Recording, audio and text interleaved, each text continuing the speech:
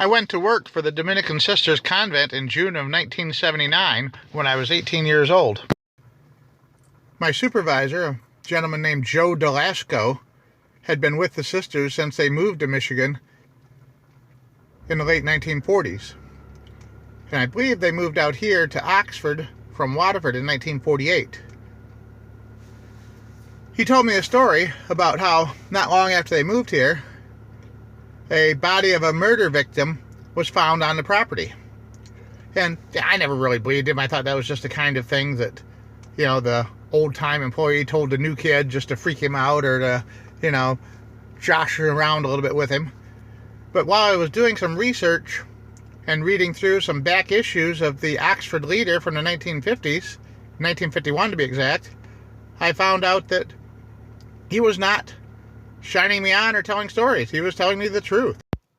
On June 16th, 1951, the body of Adeline Darling Shagena, age 37, of 1784 West Drahner Road, was found at the back edge of the convent property, behind the orchard, near a farm field. And it was quite an amazing story to read about. It made national headlines. There was even a made-for-TV movie about it. And I'm going to tell you the story here. Just up here on the left is the orchard I used to take care of while I worked here. Just a short distance to the west of the orchard, near where the Pollyant Trail is now, is where the body was found by Oxford Constable Laverne Robinson, known to many local people as Stub Robinson, the owner of Stubb's Barbershop on North Washington Street in downtown Oxford. The victim was Adeline Darling Shagena, born in Cumber, Michigan, in the Upper Thumb near Argyle. Married to Cyril Shagena, they had 3 children, and she was 37 years old. They lived at 1784 West Drahner Road, and the house is still here, a little bit further down from the nuns, about a mile down from the nuns, and here it is now. And Mrs. Shagena left home on foot June 16, 1951, looking to go to Oxford to visit her doctor. She didn't return. Her husband didn't think much of it, saying that she frequently disappeared for long periods of time and suffered from apoplexy. They claim her oldest daughter, Marlene, disputed. The 3 children were Marlene, 15, Cyril Jr., 11, and Beatrice, age 7. The husband was questioned and released. Police were also searching for a laundry service driver for questioning, but that never panned. Constable Robinson had a hunch, since he had seen Mrs. Shagena walking along the road near a Henry J. car that was parked right here along Drahner. After searching a little ways into the farm field, they found her body with a gunshot wound. A local tow truck driver said that he had pulled the Henry J. out of a muddy field just a couple miles from here, which was actually near the Coates Road residence of a boarding house where the suspect, who owned the Henry J., had lived.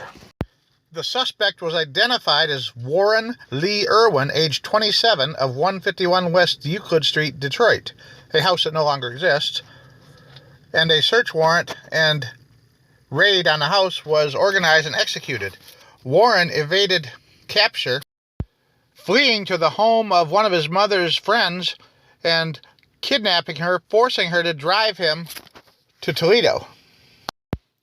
At the home on Irwin Street, police recovered the murder weapon along with a muddy pair of shoes from Mr. Irwin's vehicle.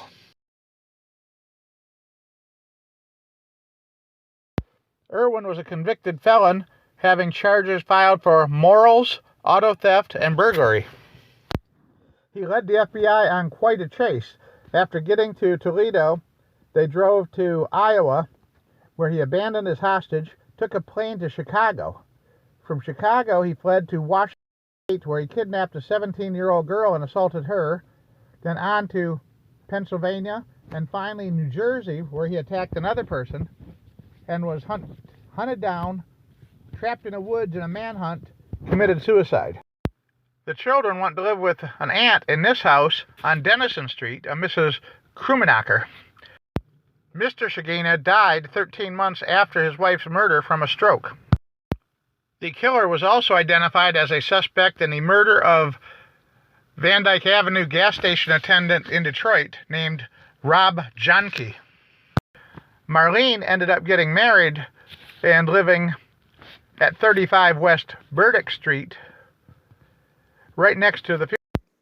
Yeah, I'd like to dedicate this video to the memory of Constable Robinson, a supportive member of the Oxford community for many years.